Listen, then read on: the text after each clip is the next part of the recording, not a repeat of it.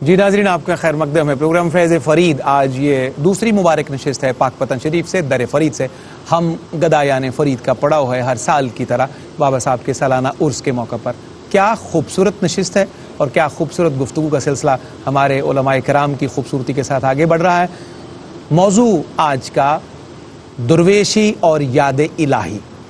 یاد الہی کا استغراق کیا ہے، شغف کیا ہوتا ہے ان صلحاء کا عبادت کے ضمن میں، ان کا ذوق عبادت کیا ہے، یہ ہمارا ایک مشترکہ موضوع ہے۔ ہمیں بڑھنا ہے شاہ صاحب کی جانب، سید عتیق محمد بخاری۔ شاہ جی، جو موضوع ابھی علامہ صاحب سے شروع ہوا، مفتی صاحب نے آگے بڑھایا، تو میں چاہتا ہوں کہ اب ہم بالخصوص بات کریں حضور بابا صاحب کے ذوق عبادت کی، اور ان کی کچھ ایسی جھلکیاں ہمیں ان کی پاکیزہ سیرت سے ملیں کہ جو آج بابا صاحب کے ارادت مند ہیں اور پوری دنیا میں اس ٹرانسمیشن کے ذریعے جو ہمارے ساتھ جڑے ہوئے لوگ ہیں وہ بھی یہ جانیں، یہ نورانی کرنیں اور جھلکیاں، کہ بابا صاحب کا اپنا ذوق عبادت کیا تھا، ان کا شغف کیسا تھا، اور کس طرح ڈوب کر وہ اپنے مالک کی بارگاہ میں حاضر رہا کرتے تھے۔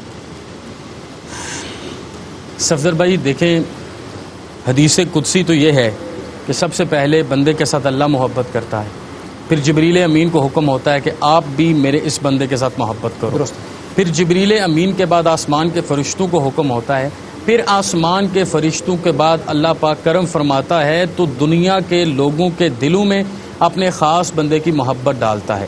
اب یہ مقام کیسے نصیب ہوگا؟ یہ مقام نالا ہے نیم شب سے نصیب ہونا ہے۔ کیا اچھا ہے۔ یہ مقام آہ سحر گاہی سے نصیب ہونا ہے۔ وہ جو ہم پڑھتے تھے نا، من طلب العلا سحر اللیالی، اس کے بغیر یہ ممکن نہیں ہے۔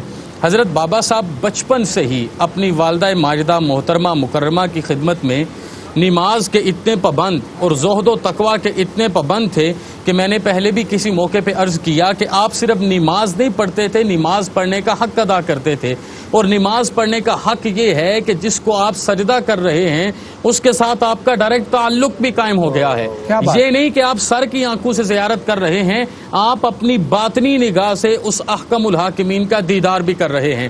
جیسے قبلہ مفتی صاحب نے آپ کی آخری نماز کا تذکرہ کیا، آپ دیکھ لیجئے کہ آپ قائم اللیل بھی ہیں، آپ صائم الدہر بھی ہیں۔ آپ ذکر اپنی ذات کے طور پہ انفرادی بھی کرتے ہیں، عبادات کو سامنے رکھ کے بھی کرتے ہیں، واعظ و نصیحت کی صورت میں بھی کرتے ہیں، اور پھر بابا نظام جیسے عظیم المرتبت خلفاء کو تیار کر کے آئندہ آنے والے لوگوں کے استقبال کا مکمل انتظام بھی فرماتے ہیں۔ حضرت بابا صاحب کی اگر ہم سیرت کو پڑھیں نا، تو آپ صرف ایسے صوفی نہیں تھے کہ جو گدڑی نشین تھے، آپ ایک پریکٹیکل مسلم ہیں، بلکہ آپ پریکٹیکل مسلمز کے لیے بھی رول ماڈل نظر آتے ہیں۔ آپ تاجروں کو بھی اللہ کے ذکر پہ لگاتے ہیں، اور آپ نے سب سے بڑھ کے قرآن پاک کی تعلیم کو عام کیا، آیات کی تلقین فرماتے کہ ان آیات کی تلقین کے ساتھ اپنی روح اور جسم کو ہر وقت آراستہ کرو اور تطہیر قلب اور تطہیر ایمان حاصل کرو۔ آج ہم اس مجلس خیر میں بیٹھے ہیں، اور ہم اپنے لیے آپ کی ذات سے اگر کوئی پیغام لینا چاہتے ہیں تو وہ یہ ہے کہ آپ سب سے پہلے فنا فی المرشد دیکھ لیجئے، پھر فنا فی الرسول دیکھ لیجئے، پھر فنا فی اللہ کا مقام دیکھ لیجئے کہ آپ کی ذات کے آخری لمحات میں صوفیاء نے بھی لکھا، علماء نے بھی لکھا کہ کیفیت یہ تھی کہ آپ کے جسم مبارک سے محسوس ہوتا تھا کہ ایک ایک حصہ اللہ کی یاد میں یوں ڈوبا ہوا ہے کہ جسم کے بال بھی اللہ اللہ کی صدائیں کر رہے ہیں، اور جسم کے اعضاء بھی اسے احکام الحاکمین کے ذکر کے تذکرے کو بلند کرنے میں ڈوبے ہوئے ہیں۔ یہ آپ کی پوری زندگی ہے، اور صرف یہ زندگی یہاں تک نہیں، آپ نے کھانے کے آداب بھی بتا دیے، سونے کے آداب بھی بتا دیے، بولنے کے آداب بھی بتا دیے کہ جب بھی کھانا ہے اس کی جڑ کو پکڑنا ہے، بسم اللہ تو پڑھنی ہے لیکن حلال کھانا ہے، جب بھی بولنا ہے اس کی جڑ کو پکڑنا ہے، آپ نے لوگوں کے ساتھ نرمی سے تو پیش آنا ہے لیکن سچ بولنا ہے، اور جب سونا ہے تو ہر رات مومنانہ انداز میں سونا ہے، اور مومنانہ انداز یہ ہے کہ آپ کے ساتھ خالق راضی ہو اور آپ مخلوق سے راضی ہوں۔ اب یہ دو چیزیں ہیں ہمیں آج کے دور میں سمجھنی ہے، آج کے قحط الرجال کے دور میں یہ میرے اور آپ کے لیے پرنسپل نوٹ ہے کہ خالق آپ سے راضی ہو، تسکین قلب آپ کو نصیب ہو، اور آپ مخلوق سے راضی ہوں، امت کے لیے خیر بن کے، آسانیاں بانٹ کے۔ صرف یہ نہیں کہ اپنی عبادت پہ، ورع پہ، تقوی پہ آپ کوئی تصنع کر رہے ہیں، آپ کوئی بناوٹ کر رہے ہیں، عجز و انکسار کے ساتھ پوری مخلوق کو اس ایک گھیرے میں لے کے رب کی لذتوں کے ساتھ آشنا، تو یہ سارا مرکب بابا فرید کی زندگی بن جاتا ہے۔ بہت خوب، شکریہ شاہ جی، بڑے خوبصورت انداز میں آپ نے بات آگے بڑھا دی۔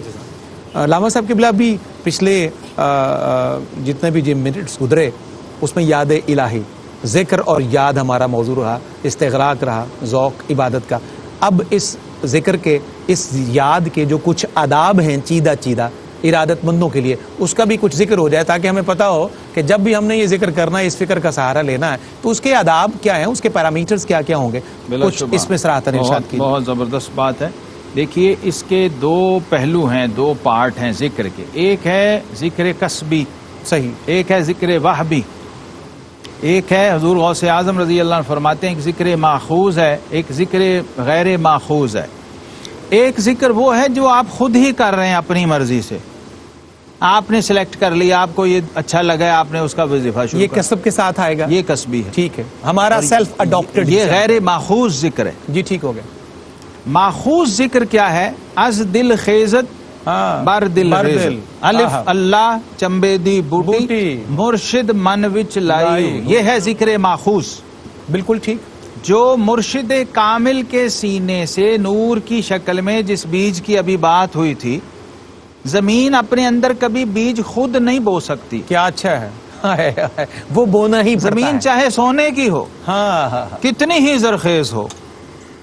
وہ جو رومی رحمت اللہ نے کہا نا، ہیچ چیزیں خود بخود چیزیں نشد، اللہ ہیچ خنجر آہنے تیزی نشد، مولوی ہرگز نشد مولا روم، تا غلام شمس تبریزی نشد. تو یہ فرید الدین مسعود گنج شکر خود ہی تھوڑی بن گئے ہیں. ان کو اللہ. کسی کاریگر نے تیار کیا، پالش کیا، چمکایا اور بنایا. کیا بات ہے. اسی طرح آپ اس پوری چین کو، اس شجرے کو، سلسلۃ الذہب کو دیکھ لیجئے. طریقت و روحانیت کے، علم و فضل کے جتنے بھی سلسلے ہیں، اس میں ایک شجرہ، ایک سند ہے، ایک مرشد ہے، ایک راہبر ہے، ایک گائیڈ ہے. تو وہ ذکر ماخوذ جو ہے وہ آپ کو مرشد کامل کے سینے سے منتقل ہو کے آپ کے قلب میں، آپ کے دل میں جاتا ہے، وہ جوہر نورانی اور روحانی. بالکل صحیح. تب وہ ذکر آگے کنیکٹ ہوتا ہے. اور وہاں قبولیت کی شرائط میں سے بنیادی شرط یہ ہے کہ ان اللہ طیب لا یقبل الا طیبا. اللہ اللہ. پاکی کے بغیر کوئی چیز قابل قبول ہے ہی نہیں، اس کی انٹری ہی نہیں ہے اللہ اس بارگاہ میں. اللہ. تو پہلا ادب ہے طہارت، طہارت ظاہری بھی اور طہارت باطنی بھی. ذکر لسانی بھی ہے، ذکر قلبی بھی ہے، ذکر بالجوارح بھی ہے. یہ تینوں درجوں میں آپ نے جب ذکر پہ جانا ہے تو وہ زبان سے شروع ہوگا، پھر قلب میں جائے گا، پھر قلب سے اس کا اثر جوارح میں آئے گا. درست ہے. حضرت امام ربانی مجدد الفسانی رضی اللہ تعالیٰ عنہ فرماتے ہیں کہ اس فارمولے کے تحت جب کوئی شخص راستے میں چلتا ہوا جا رہا ہو اور کسی تکلیف دہ چیز کو راستے سے ہٹا دے تو یہ بھی ذکر ہے. کیا اچھا ہے. اور جب کوئی شخص دکاندار دکان پہ بیٹھا ہو اور پورا تول دے، یہ بھی تو وہ ذکر بھی ہے. ذکر میں ہے. کیونکہ قرآن کہتا ہے رجال اللہ تلہیہم تجارت ولا بیع عن ذکر اللہ. جو بندگان خدا ہیں ان کو بزنس، تجارت، خرید و فروخت بھی کسی حال میں یاد الہی سے غافل نہیں کرتے. تو اس کی تیاری شرط ہے کہ یہ آداب، یہ ڈسپلن، یہ قاعدہ ضابطہ آپ کو پتا ہو. اس کی روح یہ ہے کہ ذکر حضور سے خالی نہ ہو. بہت اچھا ہے. جس کو ہمارے مشائخ نقش بندیہ کہتے ہیں وقوف قلبی. یعنی ممکن ہے کہ آپ تسبیح پہ ذکر کر رہے ہوں یا آپ خفی ذکر بھی کر رہے ہوں، لیکن اس ذکر کی پریزنس اور حضور آپ کو حاصل نہ ہو اس وقت. بالکل ٹھیک. تو یہ حالت غفلت ہوگی صوفیاء کے نزدیک. کہلائے گی. اگرچہ تسبیح بھی ہے، اگرچہ ورد بھی چل رہا ہے، لیکن دل نہیں ہے شامل. اللہ اکبر. جسے کہتے ہیں کہ بر زباں تسبیح ہو در دل گاؤ خر، ان چنین تسبیح کے دارد اثر. ہائے ہائے. زبان پہ تو ورد وظیفہ چل رہا ہے اور دل میں کچھ اور دنیا چل رہی ہے اور گاؤ خر. اللہ وہ نہیں چاہیے وہاں. یہ جو ہمارے مشائخ بات کرتے ہیں، صوفیاء جس ذکر کی بات کرتے ہیں، یہ ذکر مال حضور ہے. اور اس کو اگر سمجھنا ہے، اس کے ادب کو سمجھنا ہے، تو اس ایک چیز کو سمجھ لیجئے کہ صوفیاء کے نزدیک ذکر کی ڈیفینیشن کیا ہے. ذکرانست کہ زدش نسیانست. ذکر کہتے ہیں ریمیمبرنس کو، یاد کرنے کو، نام لینے کو، ورد کرنے کو. اس کی ضد ہے بھول جانا. تو فرماتے ہیں کہ جہاں بھول جانا ہو، جہاں نسیان آ جائے، وہاں ذکر ختم ہو جاتا کیا کہنے. اور جب نسیان ختم ہو جائے تو ذکر شروع ہو جاتا. اللہ اکبر. بس یہ ادب کا دائرہ ہے جس کے اندر آپ نے رہنا ہے، اپنے رب کی یاد میں رہنا ہے. اب وہ ذکر لسانی ہو رہا ہے، وہ ذکر قلبی ہو رہا ہے، یا وہ ذکر بالجوارح ہو رہا ہے. تینوں میں بنیادی شرط یہ. اللہ اکبر. بہت خوبصورت گفتگو ہمارے اسکالرز کے لیے پوری دنیا کے ناظرین کی سماعتوں تک پہنچی ہے. ماحول یہ تقاضا کرتا ہے کہ اسے ذکر مصطفیٰ کریم صلی اللہ علیہ وآلہ وسلم سے مزید مزین کیا جائے.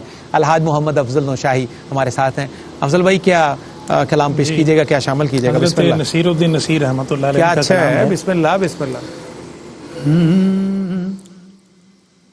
میری زندگی کا تجھ سے, میری زندگی کا تجھ سے یہ نظام چل رہا ہے. میری زندگی کا تجھ سے, میری زندگی کا تجھ سے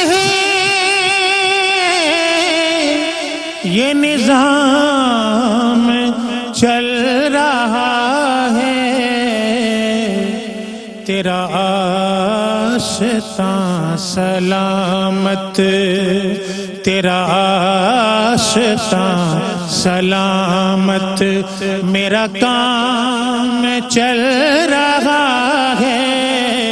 تیرا آشتاں سلامت. کسی وقت یا محمد کی صدا کو میں نہ بھولا.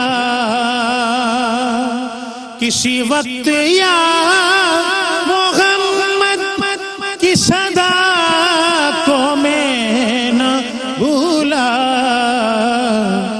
دم نزع بھی زباں پر, دم نزع بھی زباں پر یہ کلام چل رہا ہے. تیرا آشتاں سلامت, میرا کام چل رہا ہے.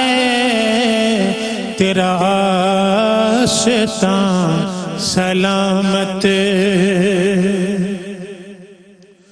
اور میرے ہاتھ آ گئی ہے یہ کلید قفل مقصد.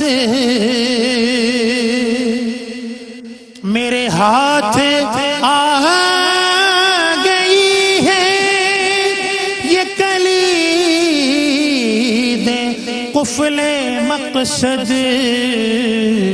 تیرا نام لے رہا ہوں, تیرا نام لے رہا ہوں. میرا کام چل رہا ہے. تیرا نام لے رہا ہوں. میرا کام چل رہا ہے. تیرا آشتاں سلامت.